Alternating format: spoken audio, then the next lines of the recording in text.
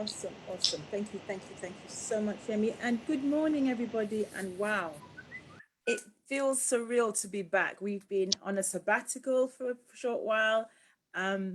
We've missed this, so it's really nice to be getting up again on a Saturday morning just to kind of do that. My name is Giz PK, and I am your director for programs for SaffronSACAP.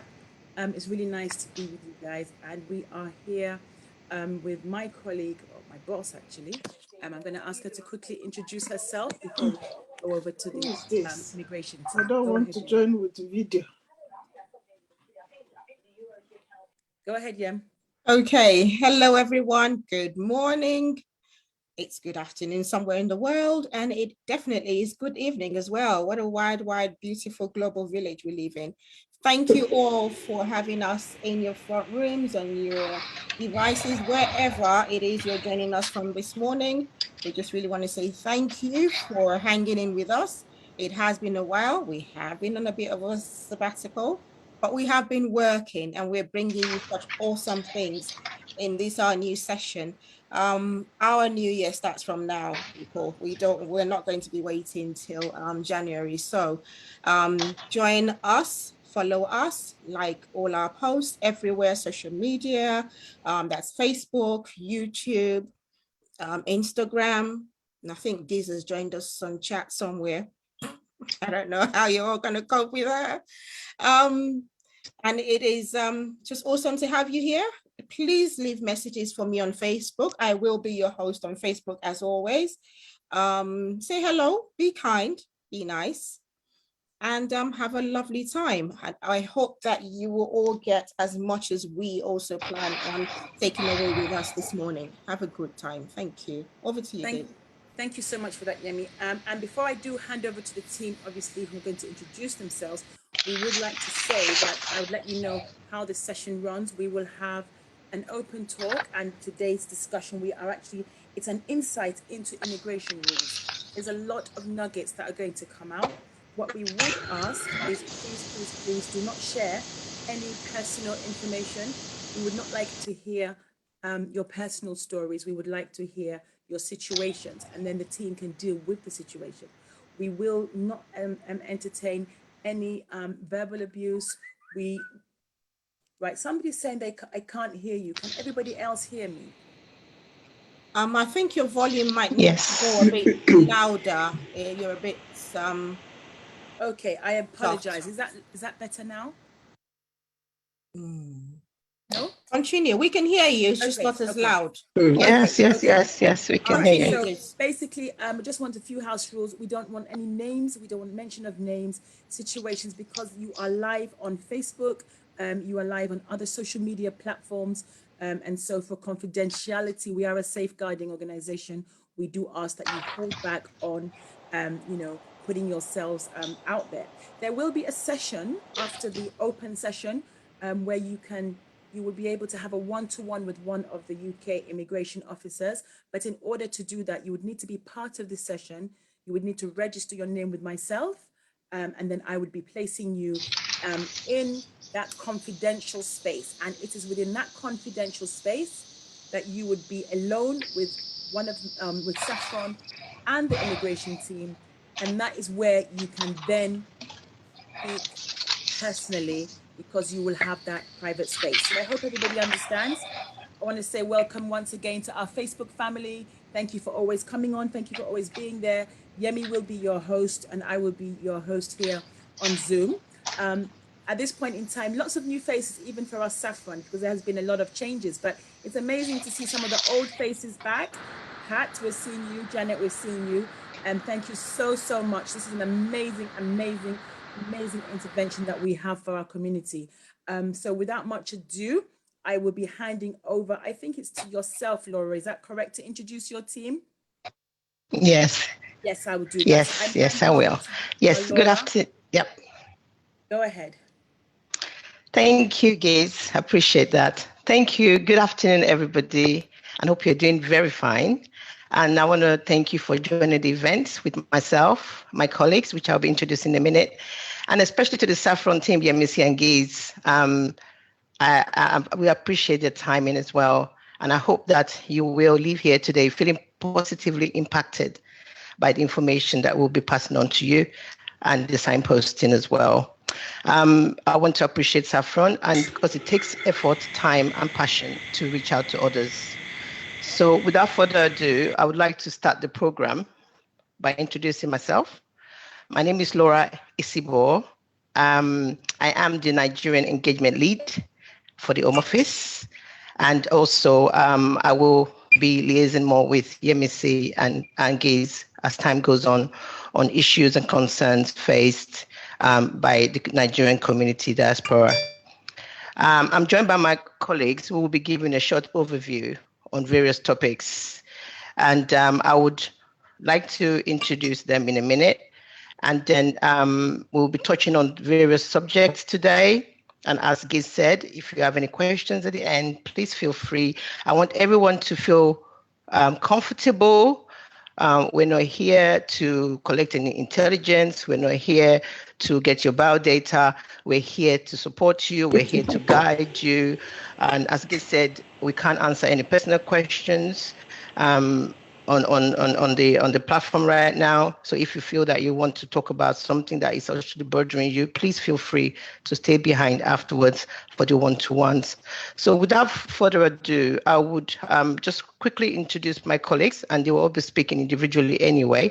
I would introduce Rebecca, Nathan, and Misa. She's from the policy areas. So she'll be talking to us about the global talent, skilled worker, routes, and also slightly on the visa, new visa guidance for students. I've got Janet Griffith here. She's from the vulnerability team. She's been doing it for a while. She's very, very good, like we all are, with the topic she'll be talking about to help and support the community. I've got Pat Day, who will be talking on the Home Office careers and how we are very inclusive and diverse in the Home Office, and how you are welcome to apply if you do want to the Home Office route. And also I've got Ed, is also one of the end sales leader, is the leader for the Albania community. So he's very experienced in dealing with the community. He will be talking about the consequences of, if you do not regularize your status, what could happen. And also there are positives to it as well that I will be talking about and giving some examples.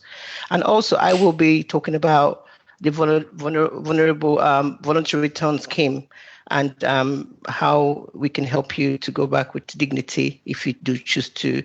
And that's it from me. And also, without taking too much time, I'm going to just ask Rebecca to lead on the subjects we'll be talking about today. So Rebecca, if you can please introduce yourself and start. Okay, so good afternoon, everyone. I'm so sorry. First of all, I need to apologize because I've come down with this heavy cold, and I don't speak like this on a normal day, but I've got a cold, so sorry about that. So I've worked with the Home Office for almost 20 years now. And in that space, I've worked in different directorates. I've worked in Border Force as an immigration officer. I've worked as an enforcement officer. Now I'm in policy. And what my day job is to bring policy and operations together to a table where we can write informed policy, bearing in mind the recommendations of Wendy Williams. So that is my day job, and it's fun. It's exciting to be at the table to have these discussions. So today I will be talking about the global business mobility and give you an overview of the highly skilled worker scheme, which are both coming out in the spring of 2022. So the first question I think one would want to know is, why is there a change? Because at the moment we do have a visa route for those routes. So why do we need a change? Now, the immigration routes that was ones that we've worked with, business have used to bring in workers into the UK, used to work, but at the moment it no longer works. So the government has tasked us to reform the immigration system to provide an opportunity to modernize an updated regime. And myself and my colleague, we're trying to create a cohesive system for overseas business to gain access to assign employees to the UK for a range of business purposes. The reasons why these changes are needed. So I'm going to give you 3 examples and 3 scenarios. So For instance, let's say I work in the UK, in a company who has a branch in the UK, and I happen to be pregnant and decide to go on maternity leave. My company, who is based somewhere, let's say Nigeria, decide to bring somebody to cover me in the UK while I'm on maternity leave for that period of time. So a visa is then issued for this colleague to come over. Now, after I've had my baby, I decided now I'm going to be a full-time mom. I'm not coming back to work. And by the way, I'm not living in the UK anymore. I've gone back to my home country. Now, there is no scheme at the moment for that person who took over my position to switch from that temporary visa that they had to cover me on my maternity leave to make that now make it more permanent, or maybe a 5-year route. There's no scheme. They can't actually switch that their visa that they have in country. So they will have to then return back to their home country to apply for another visa to come to the UK. So that's one of the reasons why we're changing. We're trying to bring a system where if that scenario was to happen, that person does not need to go anywhere. All they have to do is to make a new application in the Home Office, and then that is sorted straight away. Now, the other one that we have is internal secondment, why we have clients. So let's assume that there's a client in, again, I'm going to use another country, let's say in Albania, and they want to bring a business, the company that they work with in the UK are in tech, and they want to bring somebody from Albania to come in to have a secondment in the UK with their company, their client in the UK. At the moment, it's very difficult for them to do so. So again, what are we trying to do? We're trying to create that route for them to come to the UK and do as they have been asked to do, to come on secondment. And again, the third scenario that I'm going to be given is, for instance, there's a large international company interested to expand in the UK. At the moment, they have no presence in the UK, so they have more presence in Ghana, for example. But they want to create another job. They want to create their business in the UK. For them to do so, they have to bring some of their employers to the UK before the business can start. So what they would do, they would want to send a senior executive and specialist to set up their team here. However, without an existing UK presence, they are limited to sending one person under the sole representative route. So we are trying to, again, to reform this scheme to allow businesses to do that. So for me, it's a win-win situation for business. When will this change happen? This change will happen. At the moment, we have the intra-company routes.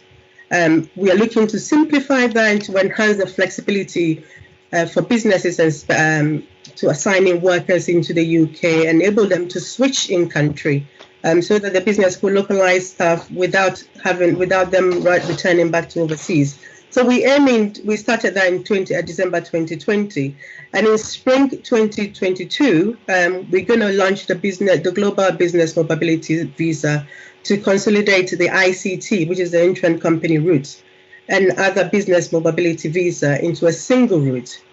We'll also make sure that the further reforms within, we have to respond. I don't know if anybody has had sight of the Migration Advisory Committee's report, which is now published on gov.uk. So if you're interested, you can read.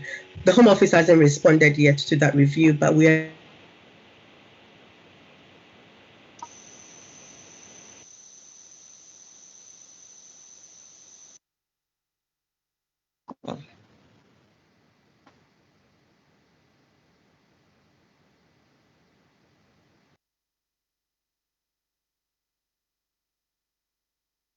Looks like Rebecca has frozen for a minute.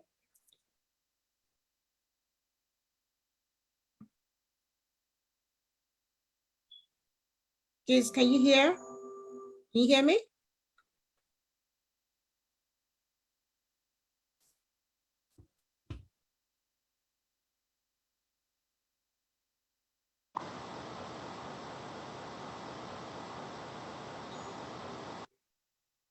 I can't hear you.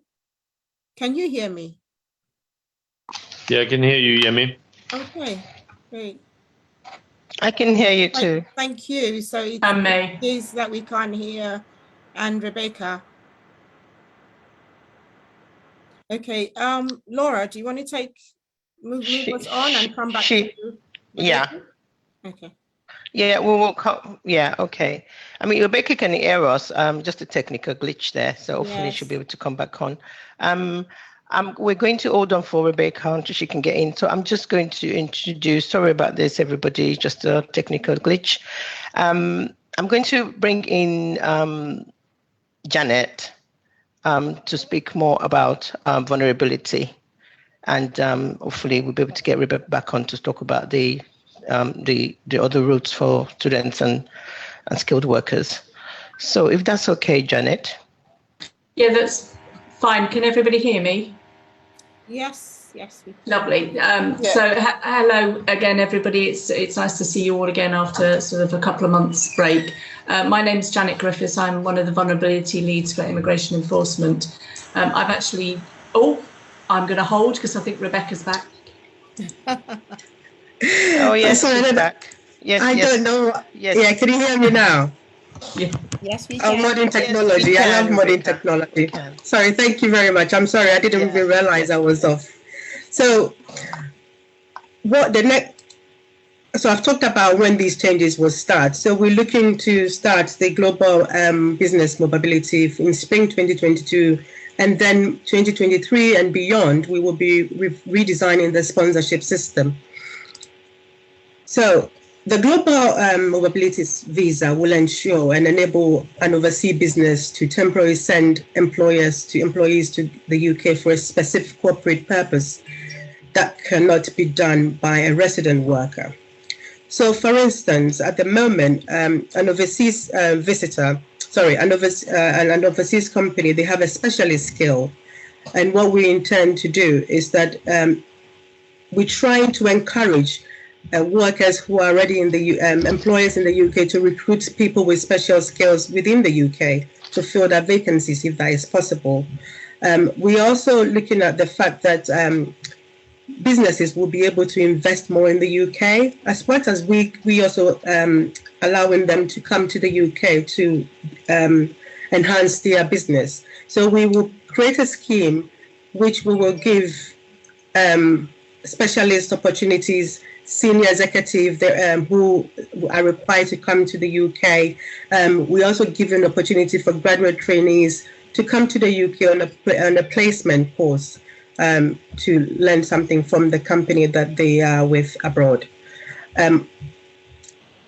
So the overseas companies who do not have any presence in the UK, we also, as I said, we're also looking to give them the opportunity to expand in the UK, to bring employers into the UK on secondment, or to bring people to the UK to maybe service whatever, maybe if they are in IT and they've decided they need to bring their tech guy to come and do whatever they need to do. So that is the business mobility scheme. What I'm going to totally briefly give an example into. So for instance, the global mobility sponsorship will create a range of scenarios involving an overseas business and a UK business. So for instance, there's an overseas parent company and they have a branch or a subsidiary in the UK. And what they want is to bring a common ownership between the two. And that's what we're going to call the business relationship. Another scenario will be service providers. They have a client in the UK, but they don't have any presence in the UK. So again, they need to come to the UK to service whatever they need to do. So we will create that avenue. We're making things very simple and much easier for companies. So in summary, I'm going to give you the difference between what a global business mobility is and what a skilled worker, a highly skilled worker is. So a global business, this route is purely for businesses to use to either bring employees to the UK, or they can bring trainees to the UK, they can bring their contractors in the UK without having to switch, and they will be able to switch in the UK without having to travel back to their home country. Now, a skilled worker is somebody who mainly UK businesses. So for instance, let's say I have a massive company in the UK. And for those who may have heard the news recently, we are, I'm thinking that has been resolved now, but we were short of the HGV drivers. So we're looking at somebody who knows how to drive such vehicles. We have made it easier for them to apply to come to the UK to fulfill that vacancy. We are also making it for UK businesses to hire new migrant workers to fill up a vacancy that they think they need to fill in the UK. So basically, this is what the new routes are. I'm going to pause here and hand it over to Laura. And if there is anything that anybody asks, I think it will be at the end of the session for people to ask questions. Yeah. Thank you, Rebecca, for the overview on the topics that you've just mentioned. I'm going to, as Rebecca said, if there's any questions at all, if we're not clear on anything she said, please ask us at the end. But that's why we're here. We want you to, as I said earlier on, to go back feeling positively impacted and having at least an understanding of what we're here to do today, which is to give you to clarify whatever it is that you are not sure about. So without further ado, I'm going to call on Janet Griffiths, our vulnerability lead, to just give you an overview on the routes for vulnerability. Please, Janet. Afternoon, everybody. So as I said before, my name is Janet Griffiths. I'm one of the vulnerability leads for immigration enforcement, and my main role and my day job is to support my colleagues wherever they work across immigration enforcement to support and signpost and protect vulnerable people. So that's any person, regardless of their nationality, their status in the UK. So the idea is that we use a person-centred approach in all our interactions with anybody who we come into contact with, be that a foreign national, be that somebody with status, be that with a British citizen or an EU national who we deal with or we interact with as in the course of our role. So that's my day job, and I'm responsible for coordinating the immigration enforcement's response to modern slavery. So I just wanted to touch on modern slavery, domestic violence, or domestic abuse, and the overseas domestic workers, just to give you some information, so that you're aware. I appreciate that gov.uk is not the friendliest of platforms to read. There is lots of information on there, so please make use of it. But I just wanted to give you a flavour of sort of where we stand with it. So with regards to modern slavery, it is in plain sight. It is hidden in plain sight in all walks of life in the UK.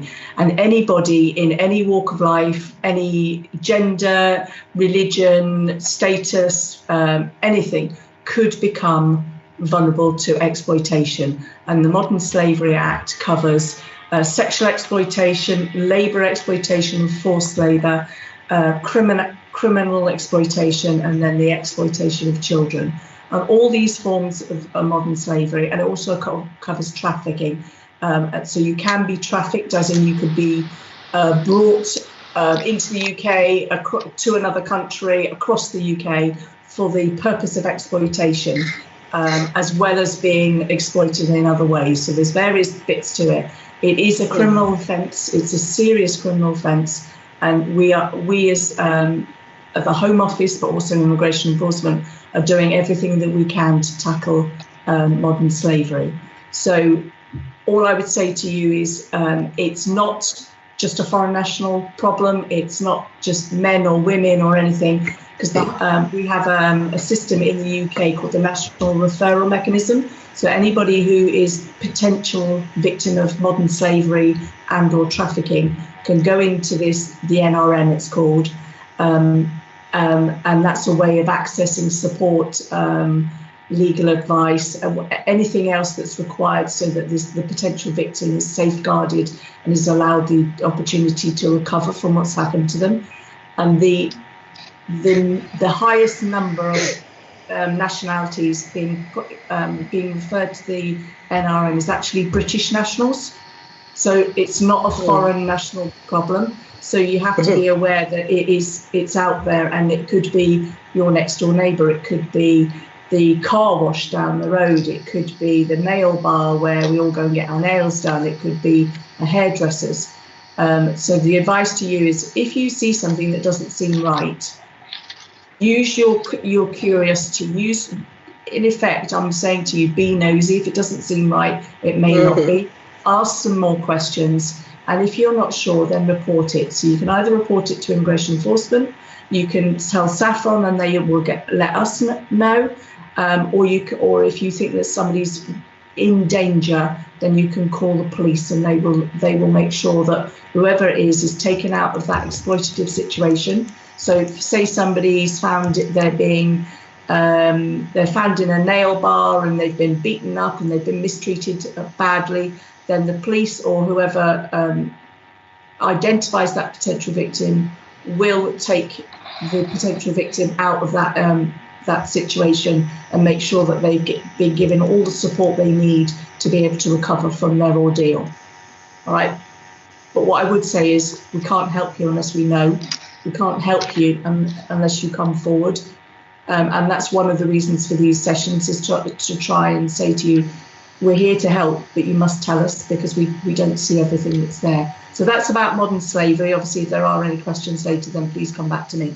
So the other one I wanted to talk to you about is domestic abuse, which has been in the news this year, because the reports in the press and from the police are that the instances of domestic abuse. The reason we call it abuse now and not violence is because it's not just violence. It can be financial abuse. It can be psychological. It can be controlling behaviour. It can just be bad language or shouting. So it's not just violence. So they refer to it as domestic abuse.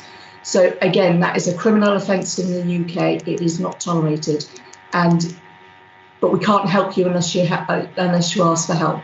But the reason I wanted to bring it up is, if you are in the UK and you are on a path to settlement, to indefinite leave to remain as the spouse of somebody who's resident in the UK, just because your status, if you like, is affected by domestic, or your claim to status is affected by domestic abuse, it doesn't mean to say that you won't then qualify if you're forced to leave the marital home or the family home.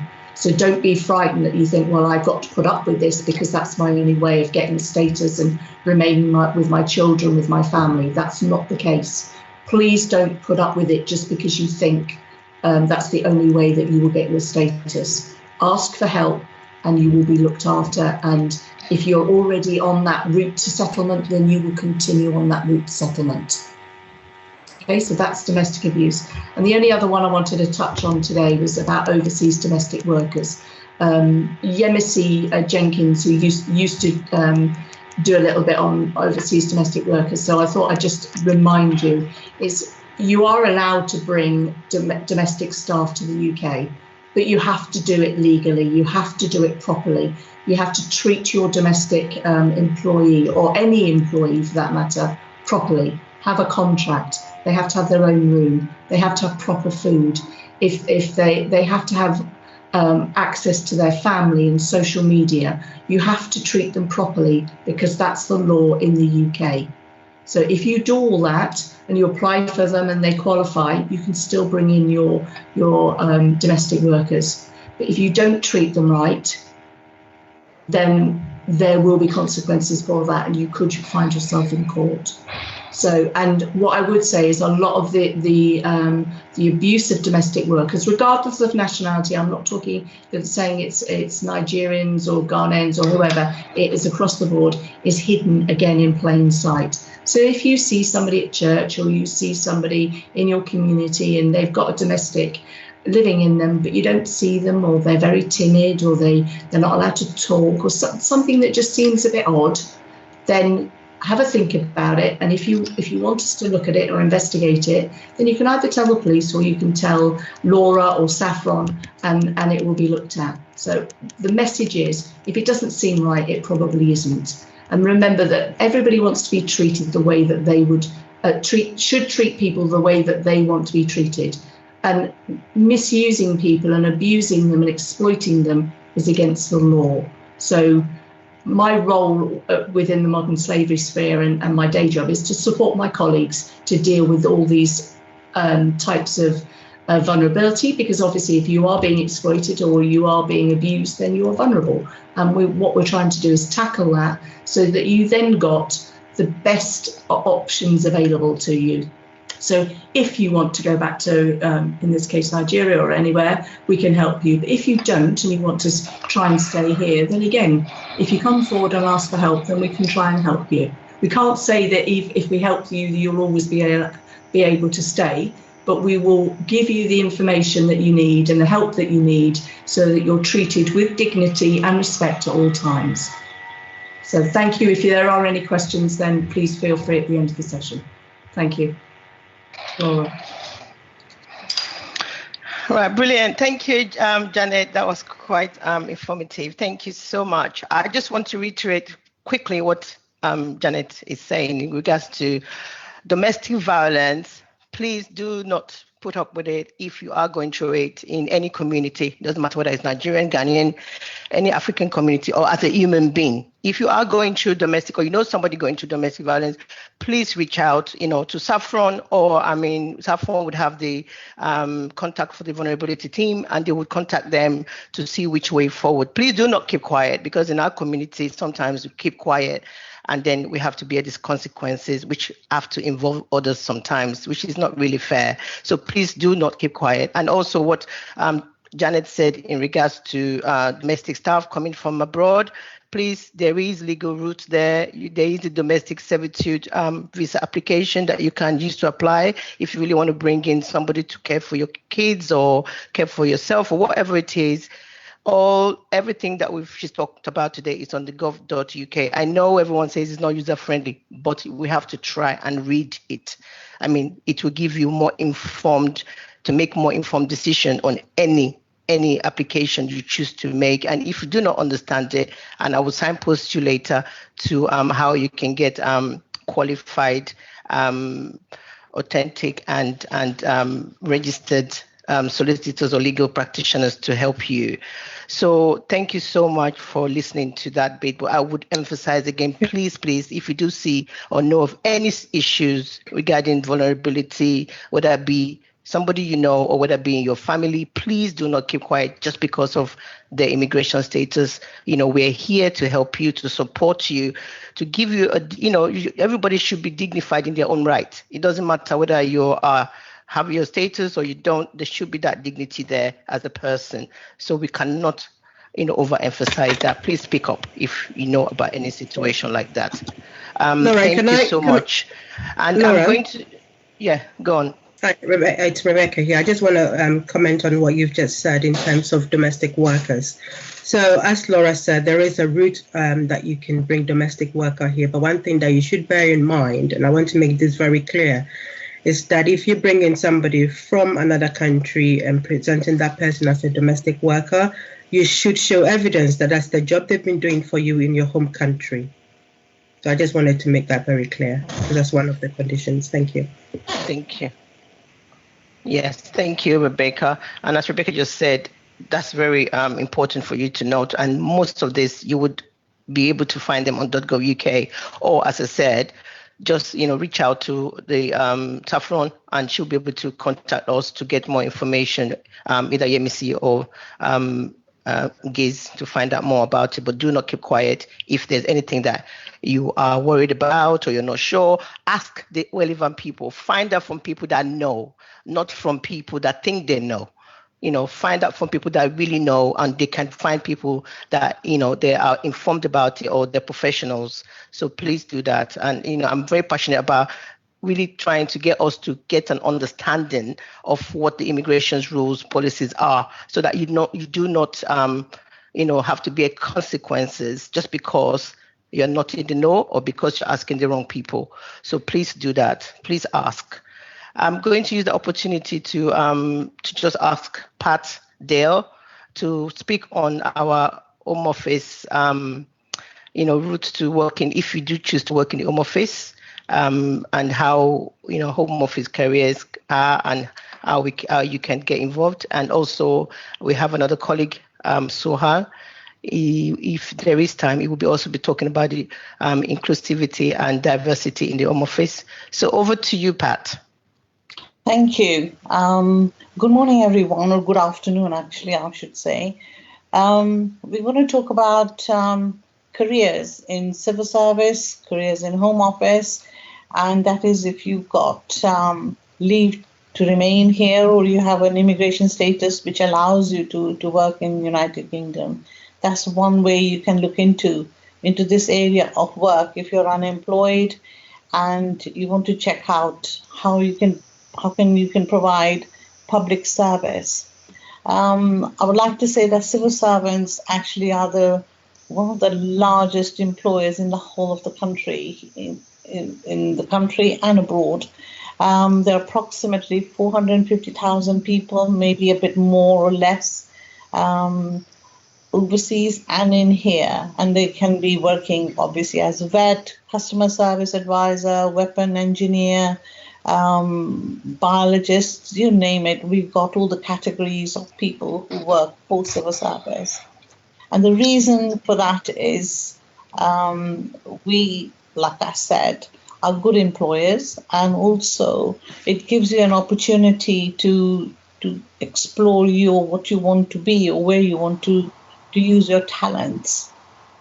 And for Home Office, obviously, we take a great pride, as you can see how diverse we are. You can see from just the panel here, we are from different walks of life, different skills we bring, and I think we support each other, and we don't all work together, but we are here as a panel. You can see, from somebody sitting up there, somebody's in London, somebody's in Sheffield, somebody's in Liverpool, but we all get together and we're talking from the same hymn sheet. The promises we'd like to make as civil servants are we're committed, we give our best, and in return we get good salary, which is not too bad. And I think you can have good relationship with your peers, your co-workers.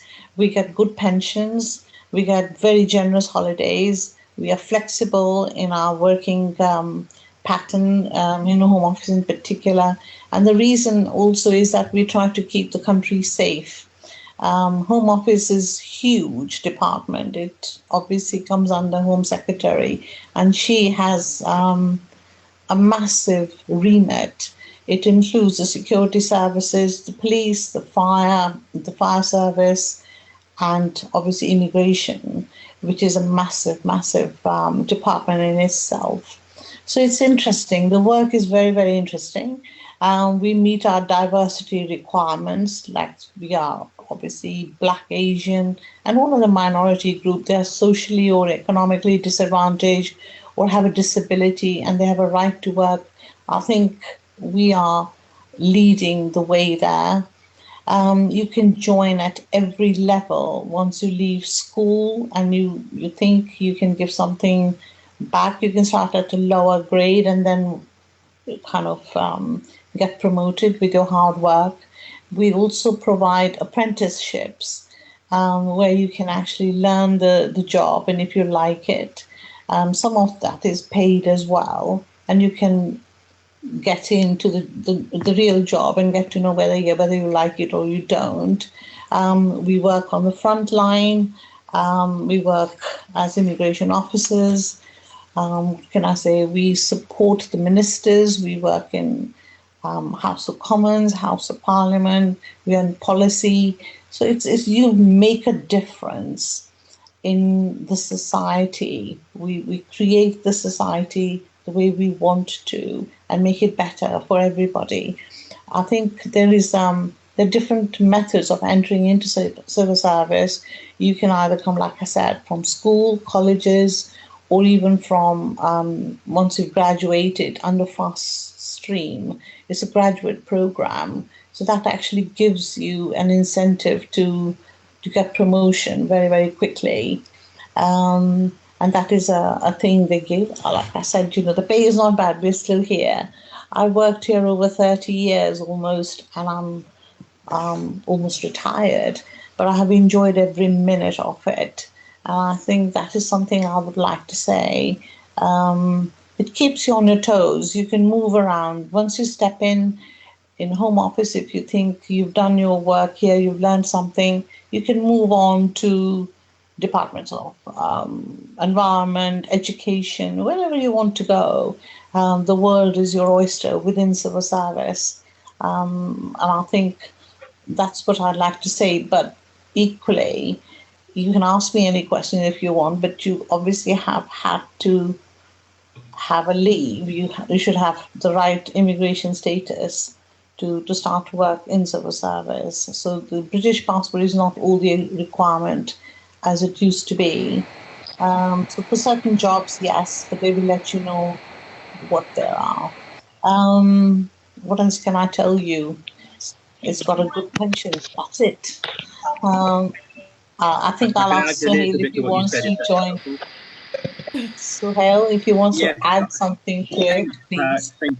Hi everyone, my name is Suhail Ahmed. I'm one of the engagement leads here. I lead on the Bangladeshi community, but I have a secondary role, which is the Home Office Islamic Network co-chair.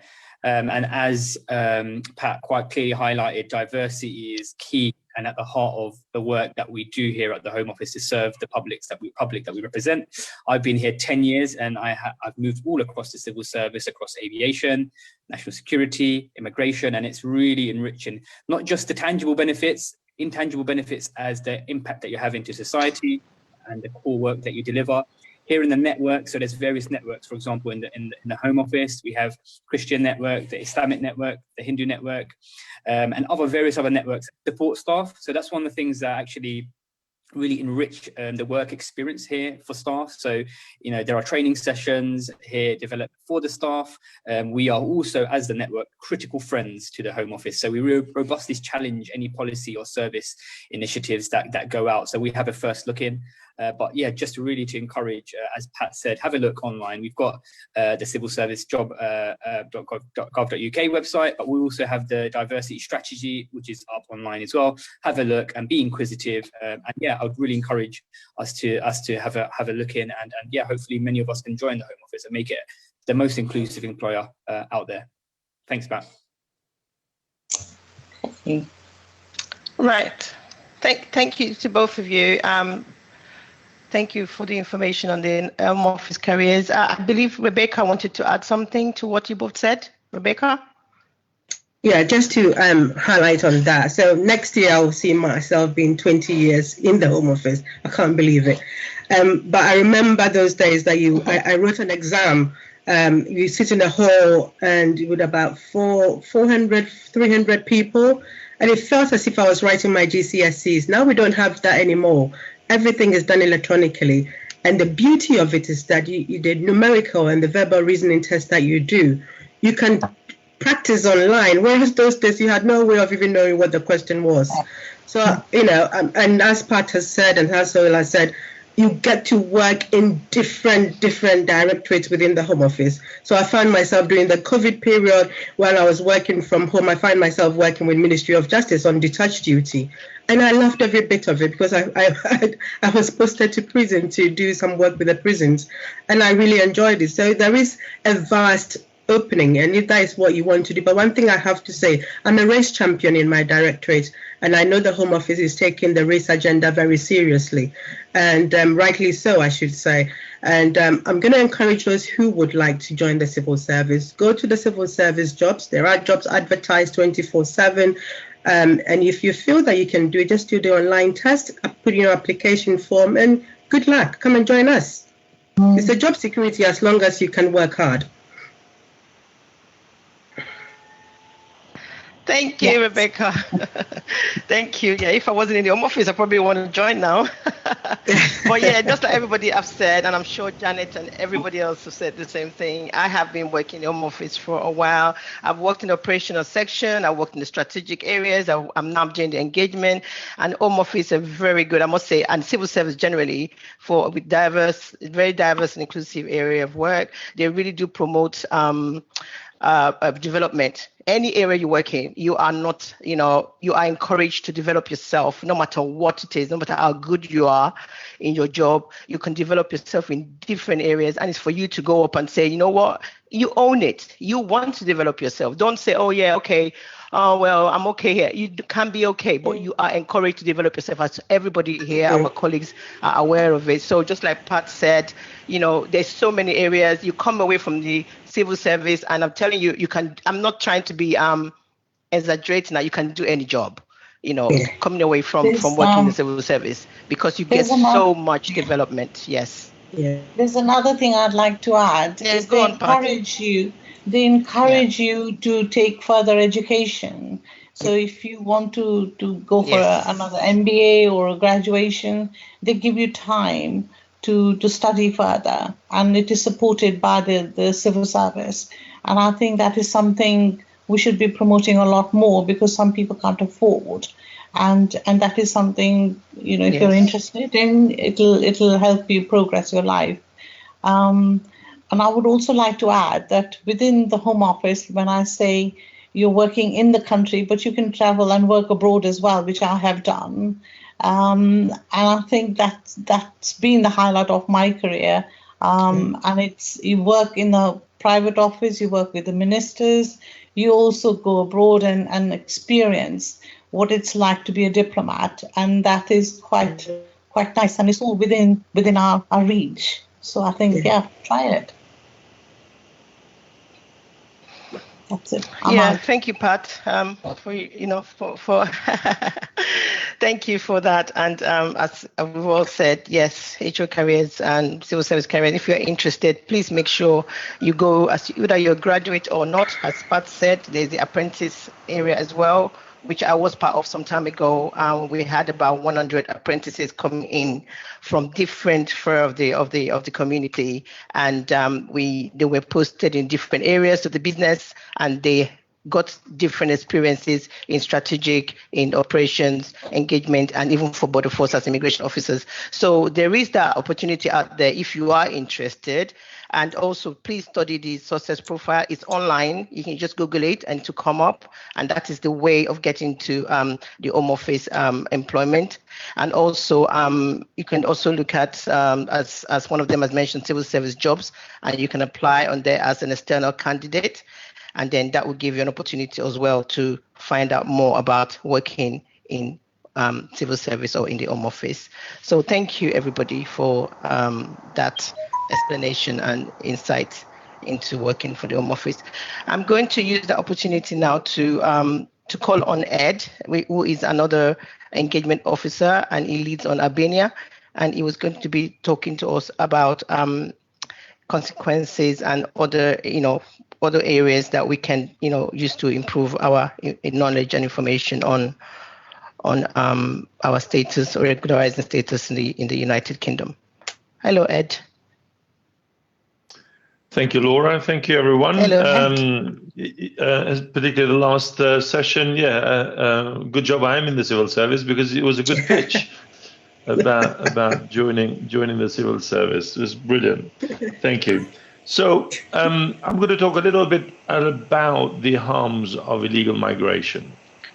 In our work, working with communities, we can see we are eyewitnesses of the harms of illegal migrations and the impact that it has on the lives of individuals, communities, and the wider society.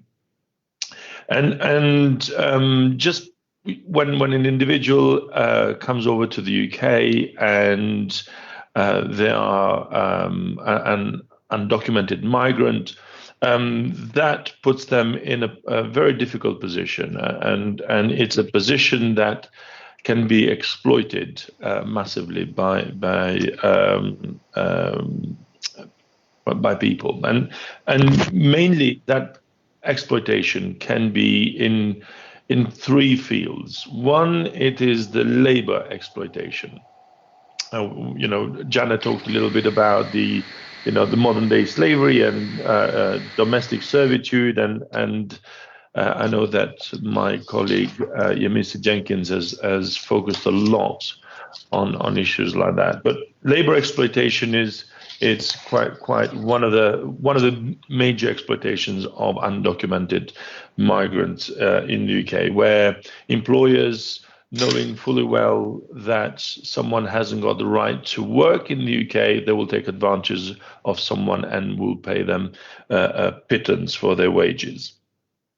The second form of exploitation is unfortunately sexual exploitation. Again, not having the right status, and a lot of people are afraid to go and report themselves to the authorities. These individuals are preyed on, particularly females, are preyed on by predators, and they will seek sexual favors from that, and that happens even in the field of the sex trade as well. A lot of sex workers will be as well, coming from outside of the UK, will be undocumented migrants, and they're being exploited by organized criminal groups. And the third one, it's the criminal exploitation that happens, and that can be seen in cannabis farms, that can be seen in the drug trade, where people are offered these opportunities as they cannot kind of work regularly. They're offered the opportunity to get involved in criminality, and often they will be then the subject of police activity and enforcement. And all of this kind of the lack of having status has a huge impact on both the mental health and the physical health of the individual. And I think we need to work in partnerships together with the community, with the likes, the organizations like Saffron, to really, focus in helping people, helping individuals to come out of these cycles of exploitation. And I think the reason why we're here is because we want to build, healthy partnerships with community organizations such as Saffron to really have a positive impact in the lives of individuals. And a lot can be done. And again, it's passing this message that we're here to help. We're here to work together with community for the good of the community. We're here to protect the vulnerable, to help the vulnerable, and to signpost them in the right direction. I'll give you an example of an undocumented migrant who came here. She was a young female. She came here with a promise of a better life by her so-called boyfriend, and she was exploited sexually and ended up being destitute in Newcastle. And we worked together with the Red Cross to see what we could do to help this vulnerable individual. And out of her own choice, she made the decision to go back home, because she said, I don't have the support networks here in this country, and she feared that she will end up being exploited again. And then we worked with organizations upstream to signpost her there, and as she traveled, we were able to link her up with organizations that took her in, provided accommodation for a year, providing training for her, did some kind of mediation work with the family members upstream, so that there was this reconciliation work that went on between the individual and the family, who kind of, because of shame and because of cultural issues, they didn't want anything to do with this lady. Another example, again, with an individual who came here for a better life, again, promised a job, and unfortunately found out to be, working for a criminal gang who placed him in a cannabis farm. And he said, I didn't come to do this. I don't want to do this. I want to be able to, have a different job, work in, get decent salary. And he was a victim of physical abuse. And, after 3 months of being locked up in this criminal enterprise, he managed to escape, and again, together with community organization, one of the churches in North London, we were able to assist this individual, provide assistance and help him to make informed decisions. So, the message that we want to give to the community is that we want to give individuals and the community the right information so that people within the communities can make informed decisions based on facts and evidence, not on myths and legends. And then we would work together with community organizations to really help these individuals make the kind of the best decisions and choices that would benefit them individually. And sometimes, when people come to exhaust all their legal routes of remaining in the UK, we do say that probably the best option for them is to opt for voluntary returns, and then the Home Office has got mechanisms in place to help them return to their country of origin. And here I'll pass on to Laura, who will talk to us a little bit more about voluntary returns and how that works out for undocumented migrants. Thank you.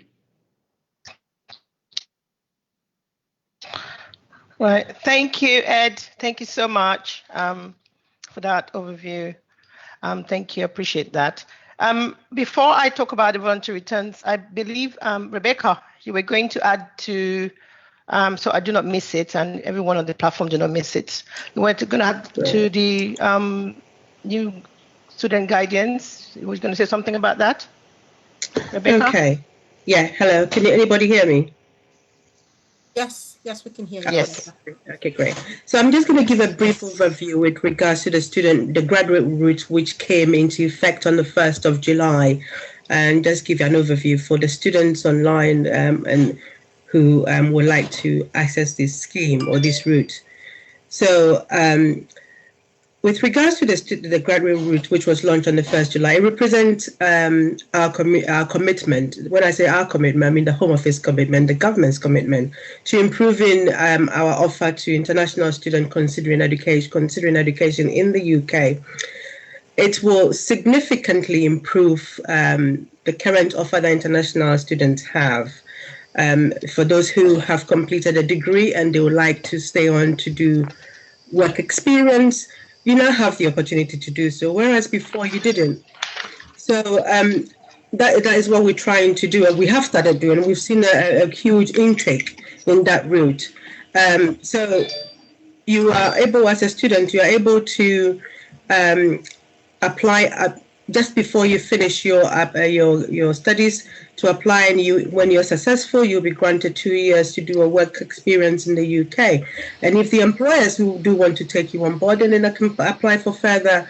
You move away from the graduate scheme into a skilled migrant and take you on as a worker.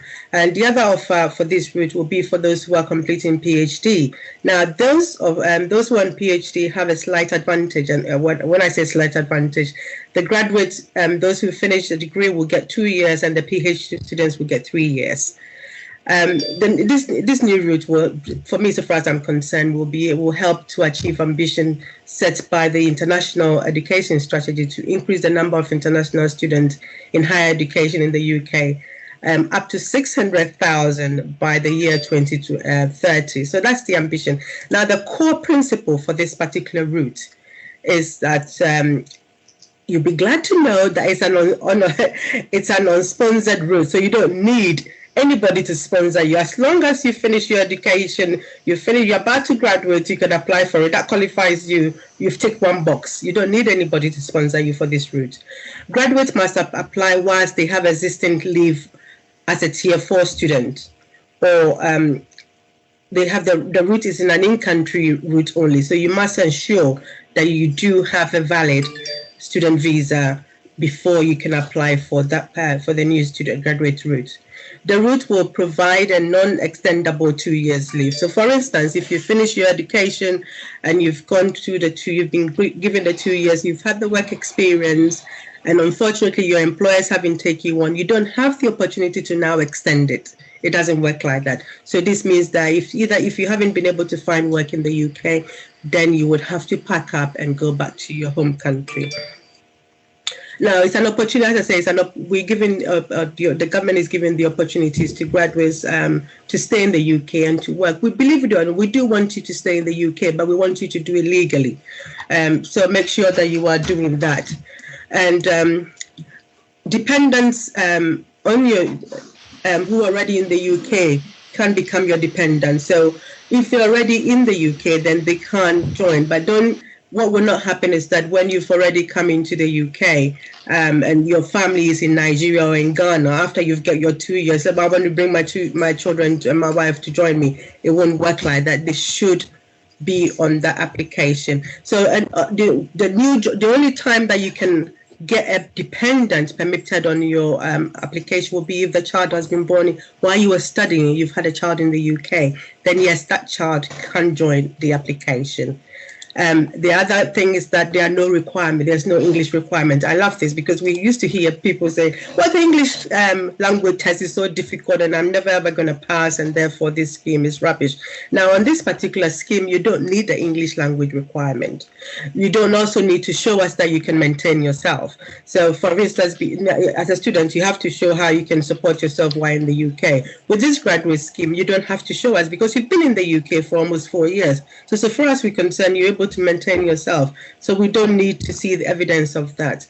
If an applicant has previously been sponsored by a government body or an international scholarship, or is an international scholarship, they must have permission from the sponsor before they can make the application to remain in the UK. And I'm going to make that very, very clear. So if your government, say for instance, the Nigerian government has decided, you're the best top in class, so they've decided to sponsor your education, brought you to the UK, you're doing a degree, and you finished and you want to go on, that you need to ask the Nigerian government permission before you can apply for this particular graduate scheme. Or if an international sponsorship organization has sponsored you to do this, you would have again to seek permission from them before you can apply to remain in the UK for further work. To be eligible for the graduate scheme, a student you have to have successfully completed a degree or eligible for a professional qualification at a higher education provider with a RAC record of compliance and have valid permission one other on the Tier 4 route once the route has been launched. So again, what we found during the course of this period, we came across a lot of dodgy schools. So instead of you have somebody in an office, on top of a cafe shop, and they call that a school, and what they are teaching, they said, well, we're providing higher education. And what they were doing was just using themselves as sponsors to get people to come to the UK. But the truth of the matter was that when these people came in, they were not studied because there was nothing to study. So you need to bear that in mind, that the university that you want to study is a reputable university and who has no track record of non-compliant. The sponsor must confirm that. So for instance, when you come into the UK, you have your university sponsors your application before a visa is issued in the first place. So before you be qualified to come onto this new graduate scheme, the student must have successfully completed. But what we will do is we will check with your university to make sure that you did study and you have passed your exams. What we did find is that people will come into the UK and then study for maybe 10, 20 years and they're still studying. The question will be, what are you studying? And what was happening was that they would do one course, and then when their visa is coming, they would then go and do another course and get a new visa and get a new visa and get a new visa. That's something that you need to watch out for, because that will go against you in the near future. The other thing that one has to be careful as that is that, the minimum that you have to spend in the UK, the minimum you must have spent in the UK is during the length of your tier 4 or the student route. So if you let your student route expire, then unfortunately you will not qualify for this scheme. So please bear that in mind. And this is the general overview. This information I've given you is on the gov.uk website, because this particular route went live in July this year. Laura, over to you. Oh, brilliant. Thank you so much, Rebecca. That is really good. Thank you for, I think there were questions on that anyway. Obviously, we're still going to be open to questions after this, but thank you for that. That is giving a really good overview of the criteria that is needed, to meet the new guidance. So thank you so much. I appreciate that. So I'm just going to briefly talk about the voluntary return scheme in regards to coming on from what Head was speaking on in regards to different kind of exploitation and that people go through, and modern slavery and all that. So in order to avoid the consequences of enforcement, and we're really, really, really pushing and encouraging people, whether you're Nigerian or not, to take on, to at least look at the voluntary return scheme, because this will help you to return in a dignified manner. No enforcement, nobody coming to your house, nobody going to your workplace. As far as, you meet the criteria and you are willing to go back. I mean, when I say willing, I mean, you've looked at every route and there's no way. And you think, you know what, I want to go back dignified. I don't want to be deported or, removed. And I don't want to be enforced to go back. So this is where we kind of encourage voluntary return. So, what is voluntary return? It's really to help all those who wish to return to their home country voluntarily and to live with dignity. That is what it's all about, living in the country with dignity. There is eligibility for EEA nationals as well. And there was one from January to 2021. And EEA nationals without status or living in the UK, they became eligible for the service as well. And from July 2021, if you are an EEA national and you want to return and you don't have any status, but depending on the circumstances and your immigration history, the VRS team may be able to arrange and pay for your flight home, and you may be eligible for financial support as well. And also, they would provide the access to your passport and emergency travel certificate as well. So they will help to purchase your ticket and arrange return back to your country of residence. So this route really is just to encourage everyone that is looking at other areas, and they have the informed. They can make informed decision on their immigration status. The voluntary return scheme work with various partners. They work with the medical services, they work with NHS Trust, they work with the local authority, they work with charities, immigrant helplines, and they work with other Home Office partners as well that will help in the safe and dignified return of people in the community. And also with that, we have what we call self-funded return service and public expense as well. The self-funded is whereby you say to yourself, I've done everything, there's no other means for me to stay here. I want to go back myself. And I don't want to get into any situation where I'm not able to return back to the UK. So you will self-fund yourself, buy your own ticket. You get in touch with the voluntary team, which I'll give you the phone number for.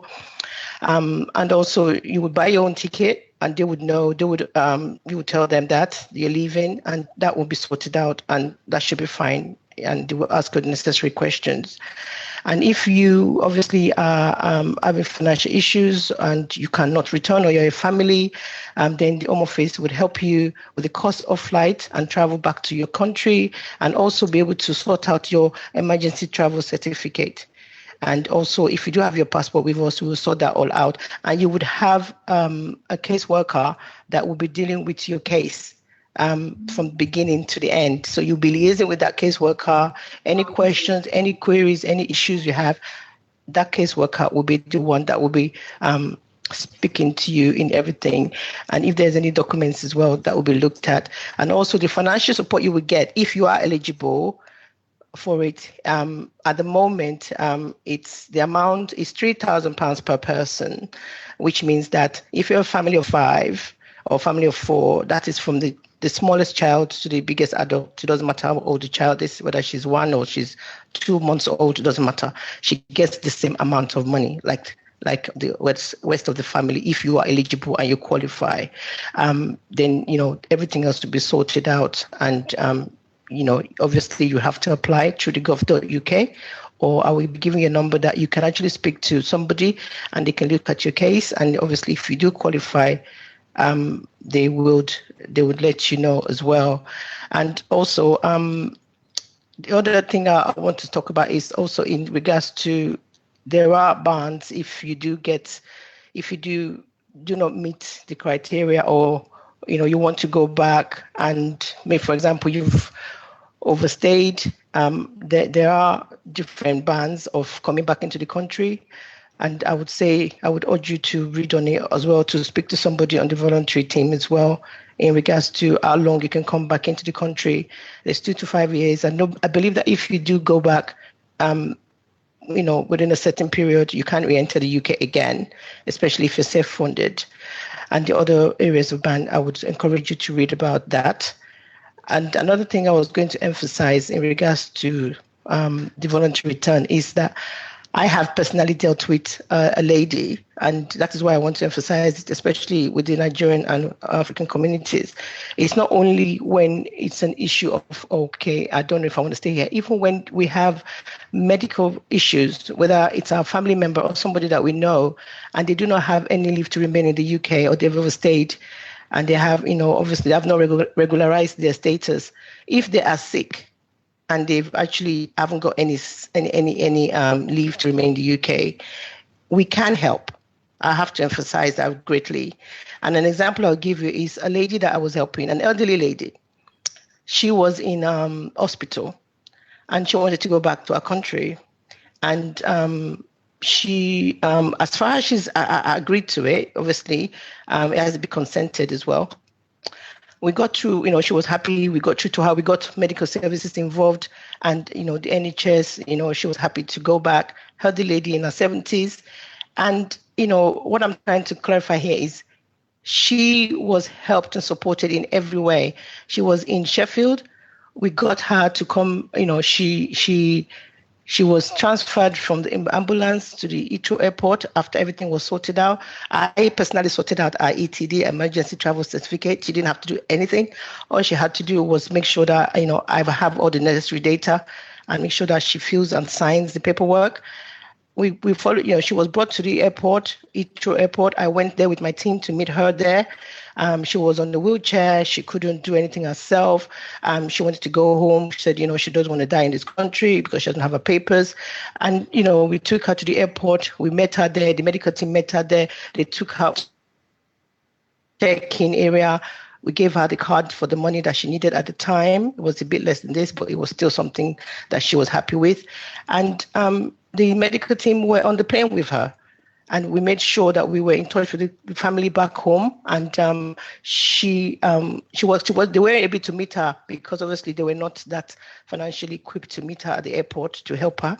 The medical service made sure they got her to the airport. They got her to her house and knocked on the door. The person that came out, a family member, they signed the form. And the medical team went back on the plane and came back to the UK. And she was, she called me to say thank you, and to the team as well. So these are the examples that I have that I think vulnerability is not just, financial issues and all that. Also think about the medical for our community. Instead of us suffering or looking for people to help us with money or here and there, we can help. The Home Office can help. as Janet has mentioned, the vulnerability team can help. The voluntary return scheme can help, and other areas of the business. We will look at each case individually. Every case is different. That's another thing I want to emphasize with everybody. Every case is different. When people say to you, oh, I did this with my case, or this is what happened, it doesn't necessarily mean that is what happened with the other person's case. It might be a different scenario, different application process. You need to make that informed decision to come to the people that can help you, that can give you, good guidance, so you know whether it's the same as yours or it's very different to yours. So I cannot emphasize so much on that, because a lot of Nigerian communities, they say, oh, this person did this, so because of that, I'm going to do that. Your case is different. Your case could be more complex. Your case could be easier than that person, because people will not tell you exactly how they've gone through it. You have to find out your own way. You have to find out from the relevant people what you can do. So please, if you do have any kind of people, or people that are going through issues or destitution problems and they need to return, please let the Saffron team know, or let us know. And everything I'm saying to you right now is on gov.uk. It's on .gov.uk, and you can read about it. And as I said, you can either email Saffron or let me know through Saffron, and we can take it from there. In regards to that, if you do have a pen, I'm going to actually be giving you some telephone numbers that you can be able to, you can signpost you to be able to get through to, if you do have like queries, you want to make queries on, for example, on delayed application. So, for example, I'll give you a phone number now. I think some of you might already have it, but some people do not have it. And it's for inquiries for delays over 13 weeks. Please do not call if you've just made an application last month or a couple of days ago. And please, as you all understand, we've been highly impacted by the pandemic, and this has had a major impact on our service delivery. So please bear with us. For some of you that, I've had delays for more than this time and you're still waiting, please bear with us due to the pandemic. Obviously the resources as well has reduced, and now we're getting back on track. So please do bear with us. So for example, the helpline for the HO inquiries line for delays over 13 weeks is 0300 790 6268. That is for more than at least over 13 weeks, maybe it's going to up to 4 months or more. Then you can call that number, because it will tell you clearly that it has to be, more than the standard required time. So don't call them if it's just recently, just to find out what's happening with the case. And as I said, it's case by case. And as you know, leave to remain, indefinitely to remain could take up to 6 months, depending on the complexity of your case. So each case is different. So please do bear that in mind as well. There's another number for HO inquiries. If it's to do, if you want to find out more about work permit, nationality, and probably, passports and issues like that. That number is 0207 035 4848. So that's 0207 035 4848. When you do call, if you listen attentively, it will definitely tell you what it is, and you'll be able to know that this is not the right section I'm calling. The reason I'm giving you all this signposting for telephone, because a lot of people do not know where to call or what to call or who to call.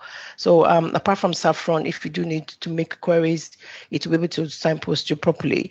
And also for the voluntary return I just talked about, if you go on .gov.uk, it will tell you, just type in .gov.uk, it will tell you, if you put in voluntary return, it will give you the guidance and policy on that.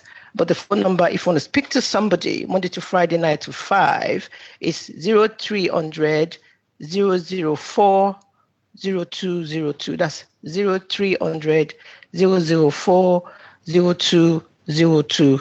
So that is for the voluntary return. If you know somebody that is not sure, just give them the number. There's no harm in just, speaking to somebody, and they'll go through the queries with you, and then you can make that informed decision.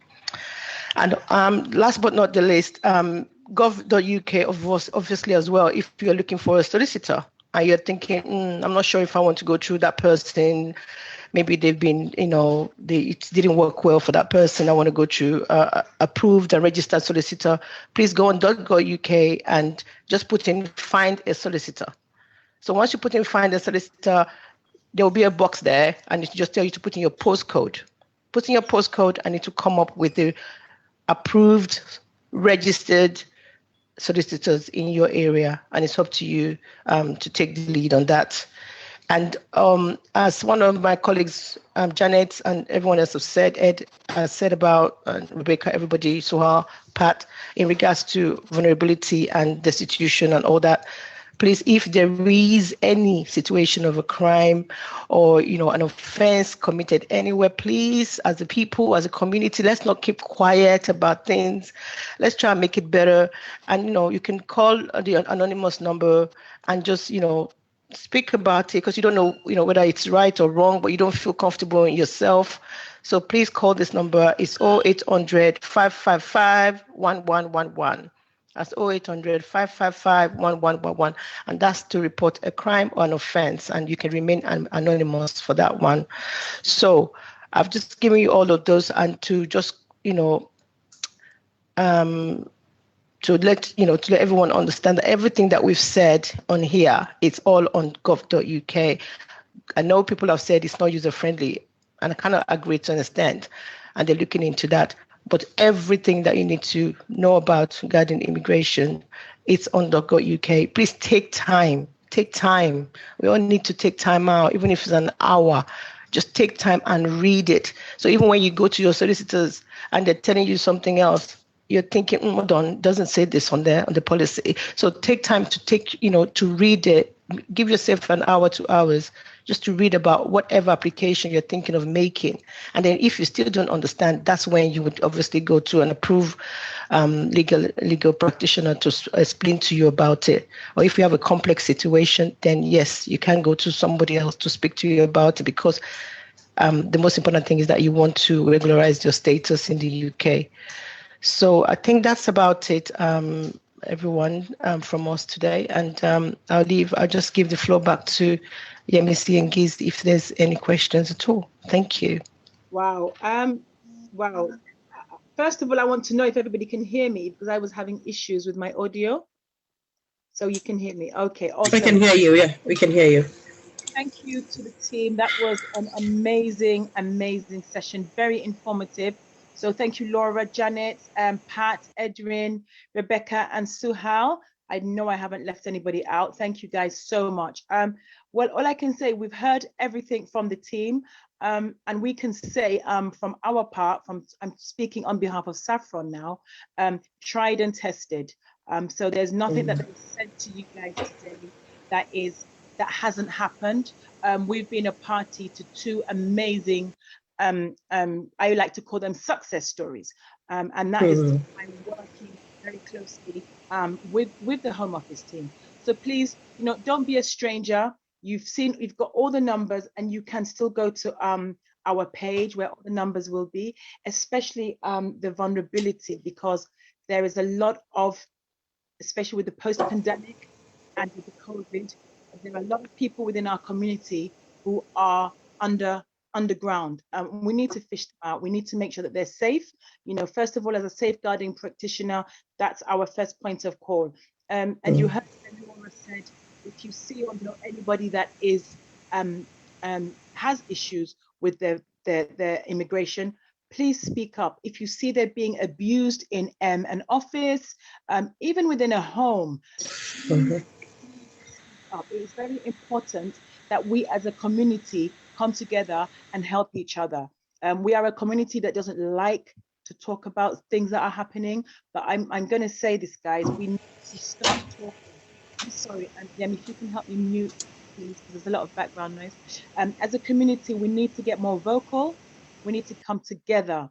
Saffron is bridging the gap. So you can see the amazing relationship we have with the UK immigration team. And honestly, if we don't have this, we can't help yourselves. If you don't tell us what is happening, we don't know. And what you don't know, you cannot do anything about.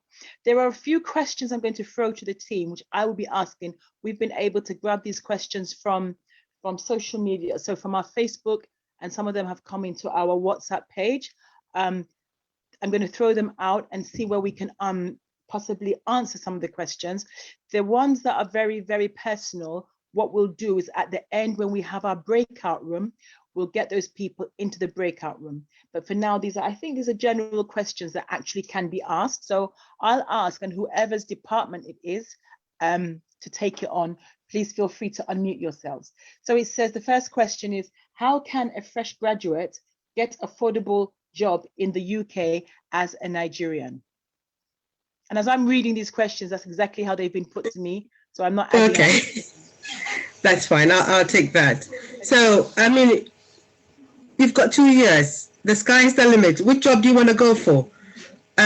Whatever job that you want to apply, you can go for it. It doesn't limit you. If you want to set up your own business, you can. Within that 2 years, you can do whatever you want to do. After the 2 years, then we are having problems if you haven't got something solid. So I will encourage you, if you want to get a good salary employment, then look for it. Thank you. I think that the second part of that question is, do I need to come through master's program or direct application? So once you've graduated, then you have to go. So you have to have graduated. So if you graduated you can graduate, after your master's or before you do your bachelor. And if that is what you decide to use your 2 years, but you cannot get the 2 years issued twice. That is something you have to bear in mind. So if you get issued when you've done your bachelor's, you cannot get issued after your master's.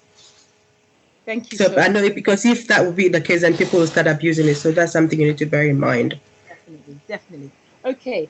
And the next question, can someone in Nigeria still apply for a job in the civil service if they don't have the leave to remain? I'll leave that to Pat, but if Pat finishes, I'll come in. Pat, go ahead. Okay. I think you have to have, there's a criteria which will be obviously advertised with the job. And if you don't have leave to remain in the United Kingdom, I don't think you can qualify for civil service. No. Yes, Pat is right. Position. Yeah, no. Pat is right. You should have a leave to remain in the UK. And most of the jobs that are advertised, mostly you find you have to have indefinite leave to remain. Because if you don't have your status in the UK, how can you work in immigration? Exactly. No. Okay, thank you. And I am rounding up an MBA in December 2021. Can I get another visa route without going through the graduate visa route first? I still have 4 months on my tier 4 visa after graduation. Okay, so when you say you want sorry, repeat the question because I've got it twisted now. Sorry, repeat the question again. I am rounding up my MBA December 2021. Can I get another visa route without going through the graduate visa route first?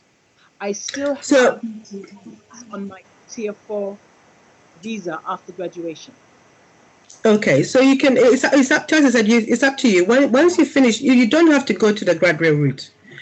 If you decide that you've got a company that wants to employ you directly, then by all means go ahead and do it. If they are willing to support you and to sponsor your application, we can do, but make sure that you're not illegal in the UK. You've got 4 months to make sure within the 4 months you have regularized your state. You make sure that you do have leave after the 4 months. Whatever you choose to do, you can do within this next 4 months, but make sure that after 4 months, if you don't have any means of any other application, then you would have to return back to your home country. Yes, you can do whatever you want within that 4 months because you have a leave to remain in the UK. If you choose not to go by the graduate route, which will give you another 2 years, then that's fine. But look for another job that will sponsor your status in the UK. Okay, and then finally, this one's a bit of a long one, but it does it borders around vulnerability. That's why I really want to take this. And it basically states, I arrived in England 18th of January 2020. They told me at the airport and I seek for asylum. They took me to detention for 2 weeks and some days and I was quarantined there. They took me to a hotel at Bradford. I left the hotel because I was not comfy because I was Black person there and I was maltreated. I could not sleep with my 2 eyes closed. With that, I left the hotel. Ever since, I have been on the street. Sometimes Good Samaritan will help and sometimes kick me out, and said they can help me anymore. They can't help me anymore. That is how I have living ever since. I remember there was one Black guy there. Some few persons know about my story in the community. I'm reading exactly how it was put to us, but I'm thinking, how can this be addressed, and what steps would this individual? Yeah, I refer to one of my colleagues to answer that question. I think it's Laura, Janet. Janet, yes, please, Janet. Please. So, if somebody's claimed asylum, regardless of their nationality or when they claimed, they are entitled to support until that time that their application has been heard, however long that may take. So my advice to this person is to get back in touch with the Home Office and explain the circumstances. It doesn't really matter that if they've been out of contact or not, but really we can't help unless they get back into contact with whoever's looking at their application.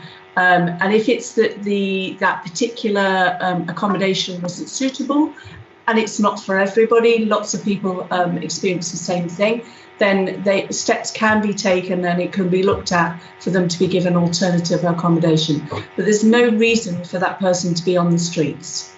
Yeah. There is support there is accommodation there, there's financial support there, but they need to come forward and tell us what the issues are, and the department that are looking at the asylum claim and the support that is attached to that can then try and deal with it. But until they come forward, we can't help. Yeah, and I think some people seem to think that if they engage with the Home Office, they will be removed from the UK. Now, this person has got hasn't got a leave, but has got a pending application in the UK. And so I would say engage. You do not need to find yourself out in the street. It's too cold to be in the street. So please do get in touch with the Home Office and get yourself sorted out. Well, can I also add that? Sorry.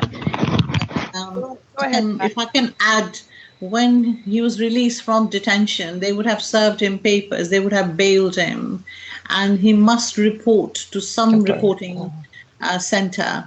He would have been given the address. So you should continue to report, because otherwise you're breaching your bail conditions, and it wouldn't look very good whether you are on streets or somewhere else. You must engage, like Rebecca has said. So you mustn't disappear out in nowhere. The other thing I'll add to what Pat has just said is that if you did experience abuse while in the hotel, make a complaint. Again, go to the gov.uk. There's a process where you can complain about your experience, and we will look into that. Thank you. Thank you so much. Yeah, I would just also. Go ahead, Laura. No, I'm just going to add and reiterate what everybody has said. Please just come forward. What I don't know if it was Pat that said it or Rebecca, this fear of, when we contact Home Office, they're going to remove us. It's not authentic. It's not real. It's not right. Yes, circumstances might, prevail that it might happen, but please, if you have issues, if I cannot overemphasize that, like my colleagues have said, as Janet has said, if you do not come to us, especially with the engagement train through Saffron, to at least check, then we'll be able to navigate you to the right areas of support. If you keep quiet, then life keeps quiet with you, really. Nothing gets done. So please speak up through Saffron. That's exactly. Thank you so much for that, Laura. Unless you speak up, unless you say to us what is happening, we don't know, and we are there. Saffron is there to help you, to bridge that gap, to offer you guidance, to signpost you, to put you in the right direction. I'm just going to quickly give you, because there are some people who are new today who haven't really come on this program before, and it's just a quick one about how this actually happens, how it has happened, how it will continue to happen, and the major thing here, it actually works. The first thing we need to do in our community is stop listening to myths. Go to the right people. So that's come to Saffron. Saffron links you to the Home Office, because what? You get the right information. there's the gov.uk, there's all the numbers that we've provided. We had a case, and this gentleman had gone viral. Everybody saw this man's case on WhatsApp, on social media, wherever. And this gentleman had been kicked out of his property, and it was all because his wife was actually filing for his papers. Now, it has been said on this show today that even though you are coming into this country under the auspices of your husband, wife, partner who is doing your papers for you, that is not to say that you should allow yourself to be abused in any way, shape, or form. And it does not mean if you report it that you will not be provided with your papers. You need to let us know. So this particular gentleman was being terribly abused by the wife. He got kicked out of his house. I saw this and I think my safeguarding hat was on, but I also looked at it as that could have been my father, that could have been, that could have been my father. And we reached out to him as an organization. And long story short, got in touch with the immigration team. They were amazing. This gentleman actually got his papers. He came back to give his feedback, his testimony. And the point here, what I really am trying to reiterate here is you have to reach out. There are organizations like us who are out here to listen, and something can be done. I don't even want to think how, if that gentleman had not, come into contact with us, how or where he would have been now. So if the gentleman that has written to us that he's living on the streets, you've heard from the team what you are entitled to as somebody who has asylum. Please make sure you're sticking to your bail conditions so that anything going forward, they can still help you. And as a community, let's help each other. If there is anybody that is looking to have, I can see your hand up, Mr. Gerald. I will come to you shortly. If there is anybody that wants to have a one-to-one with the team, it is 1:45 now. By 2 o'clock, I will be closing the door for that. So if by 2 o'clock, I haven't seen anybody who wants a one-to-one, after 2 o'clock, I won't be taking any more names. I'm going to ask you to unmute yourself, Mr. Eric. Go ahead. You have a question, yes? Mr. Gerald, I beg your pardon. Mr. Gerald, do you have your hand up because you have a question? Okay, you're going to need to unmute yourself. Sorry. Okay, can you hear me? We can hear you now, sir. Okay, thanks a lot. You guys are doing a great job. Thank you. It's a pleasure being here. I've got a question. I've got a question on behalf of a friend. Okay. He was in the UK a couple of years, about a decade ago, about 10 years ago. Okay. He left the UK back to Nigeria, and he intends to come back to the UK through the study visa. But as at when he left with someone else's name, and I think he said that Gatwick or Heathrow, his fingerprint was taken. And that's over 10 years now.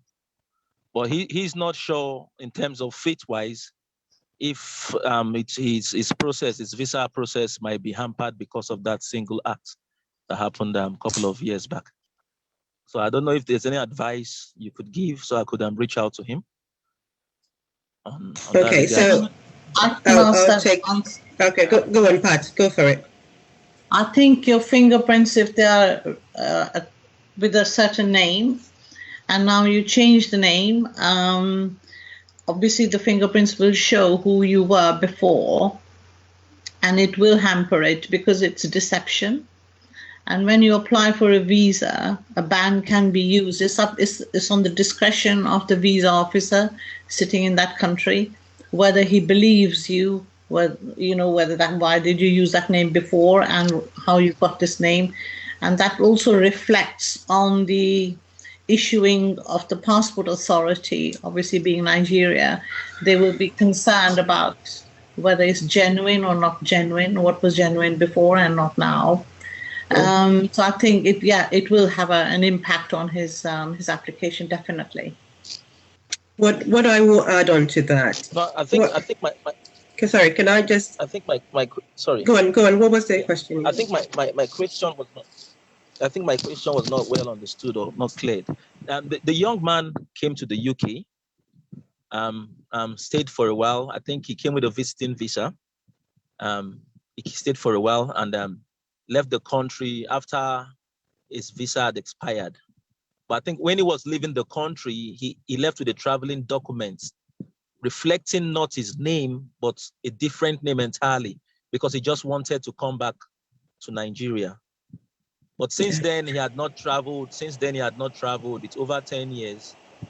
And he spoke to me just recently, talking about maybe going to the UK with the wife. The wife is going for a master's, so he intends to join in the application. But he was a bit nervous if that incident that happened way back could hamper his chances. That's what I'm saying. Okay.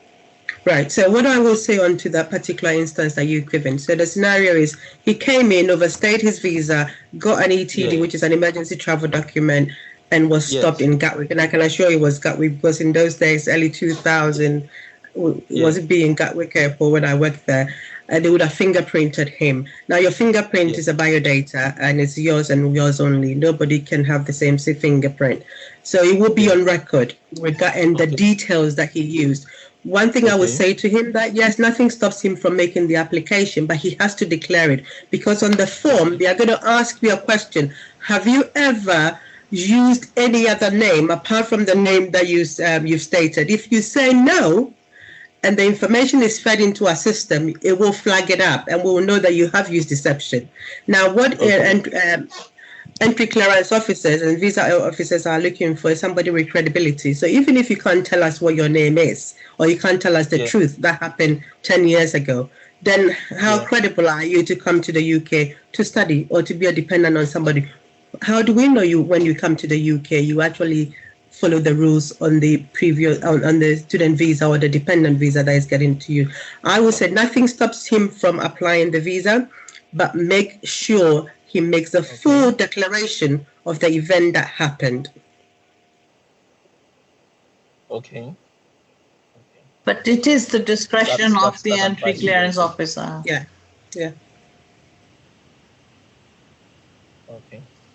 Okay, thanks. That's well Gerald, understood. was that clear for you? I'll reach out to him. Okay. Thank you. Thank you, Gerald. Thank you so much. That's good. Thanks a lot.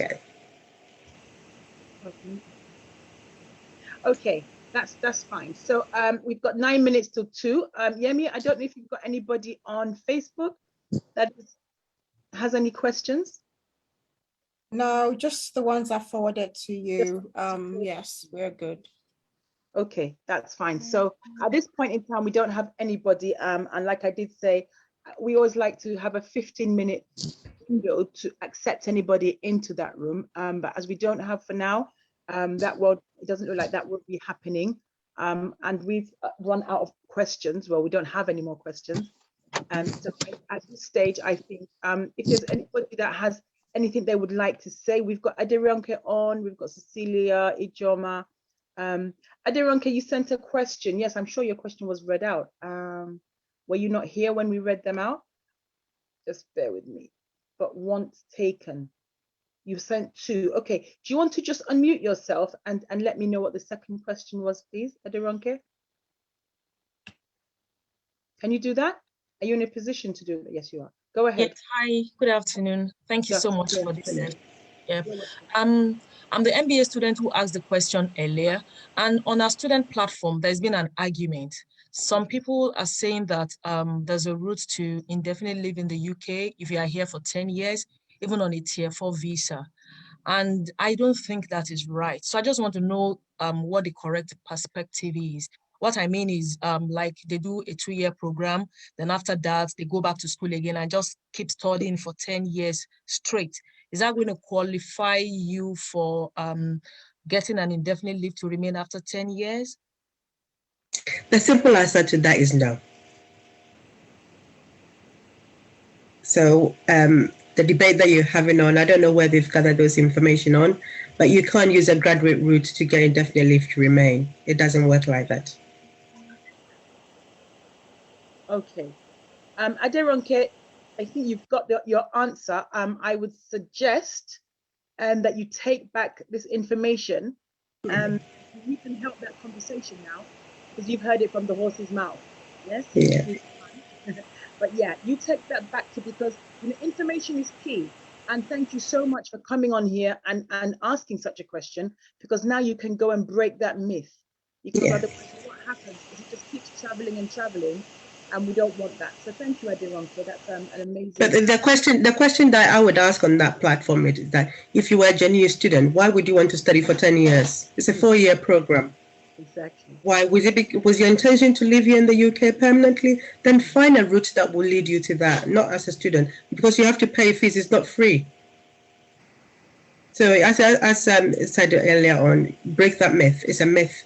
If they want good information, go to the gov.uk website, put in every question that you want with regards to immigration, that will come up.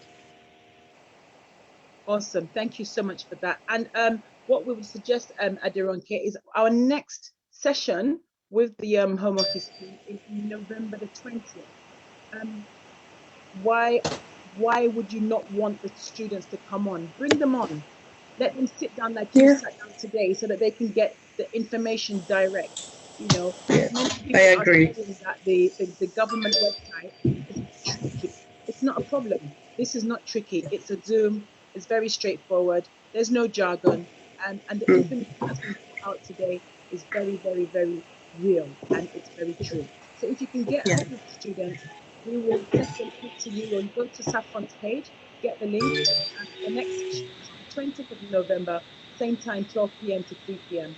And come and stop all the myths. It's the misinformation that is leading people into staying in this country and doing the wrong things. And this is what we as an organization and the Home Office are trying to avoid. Okay, so there is so much information out there, but we need to make sure that we're getting the correct information.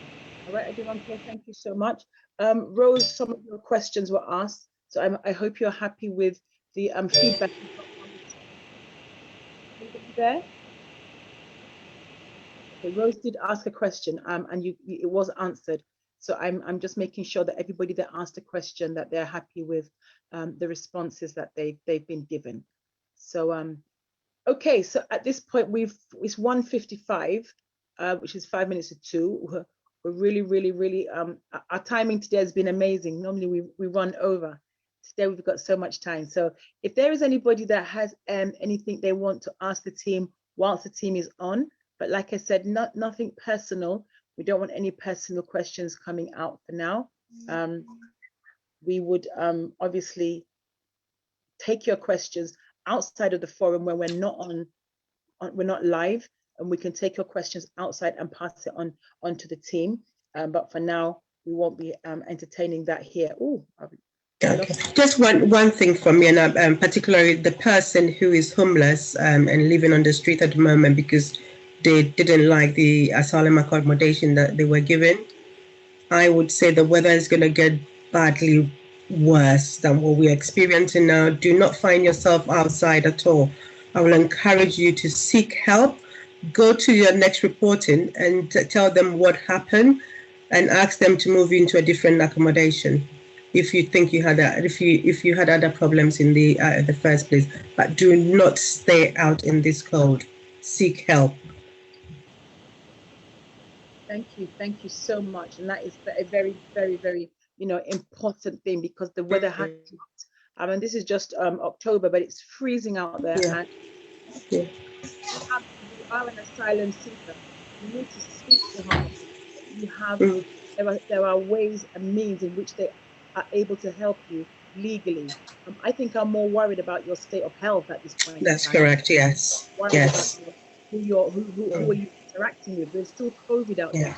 So please, if you are on here, if you are listening, you can go into if you're on Zoom, you can go into the chat, or if you're on Facebook, we've left our details. Call us, call Saffron. We will speak with you direct, and then we will get you in touch with the Home Office. Please, it's very important. Yeah. Thank you, Lillian. Thank you so much. Yes, the idea is we come on here not just to talk, but to make sure that we are making an impact in the community, and making sure that all your immigration challenges, stop being challenges. They don't have to be challenges. You've heard it from the vulnerability team. You've heard about the voluntary sending yourself back to your home base. Dignified. Nobody wants to get out of the country. So let's do these things in a dignified manner. Let's work together. The Home Office are, the stories you hear that make you scared. By coming on here by now, you should understand that that's not the case.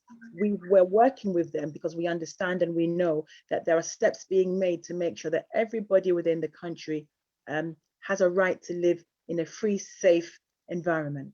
Okay, and if you're unable to live here because your papers are not correct, simply go back to your place of base and start the process properly. Be in touch with Saffron. Saffron would then be in touch with the Home Office to put you in the right direction. Okay. Please continue to look on all our social media platforms so you can get our details. There is a question. Can you please confirm whether students can do more than 20 hours during term time in the care section in line with the new policy? Can anybody answer that question, please? So the new policy.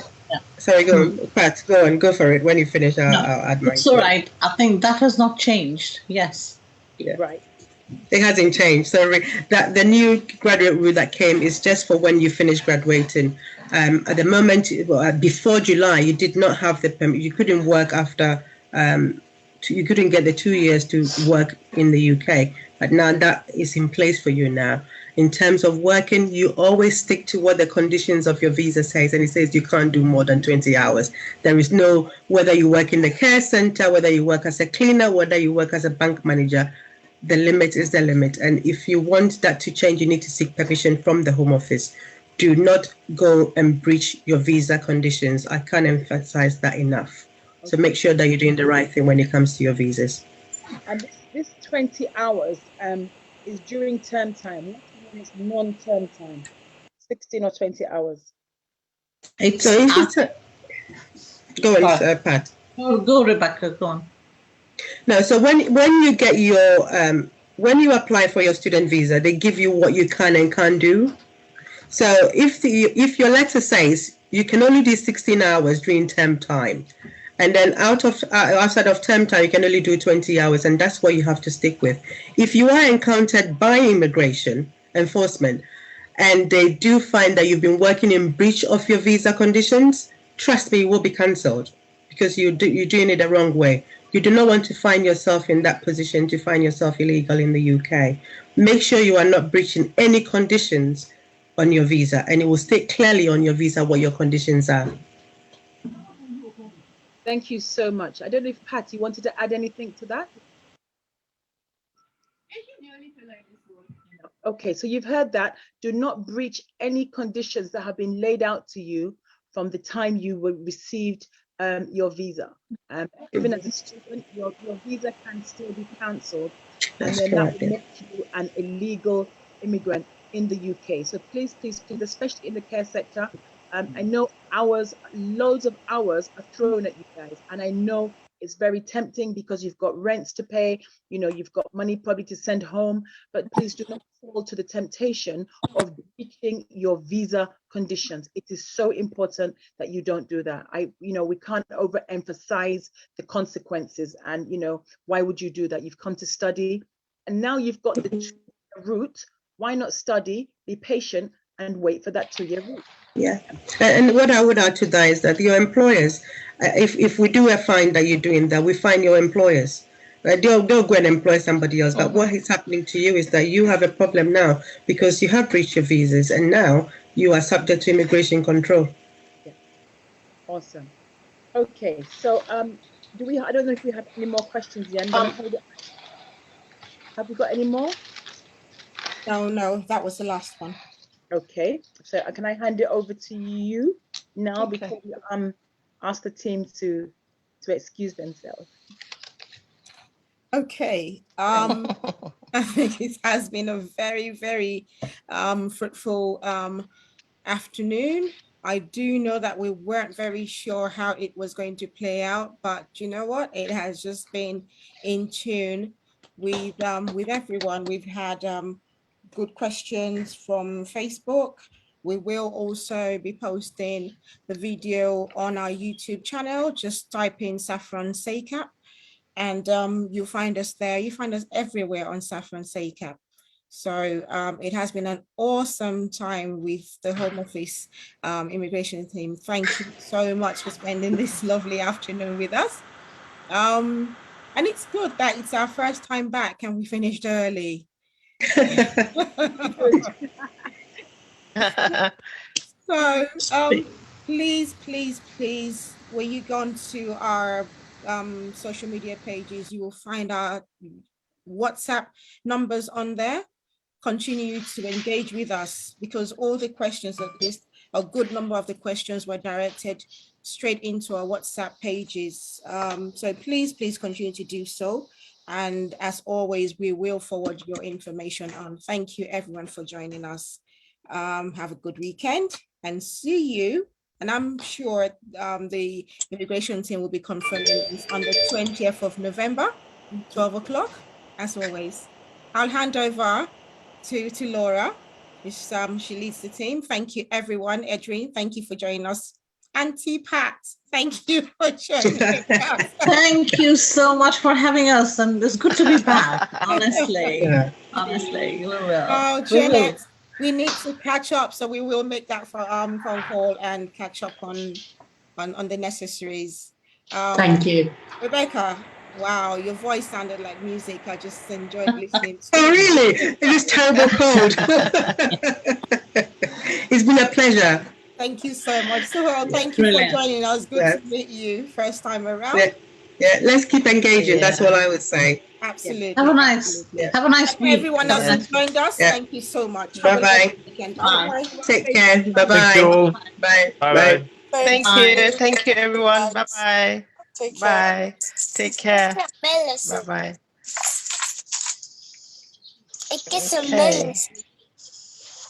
Bye-bye. Bye-bye. Oh, bless.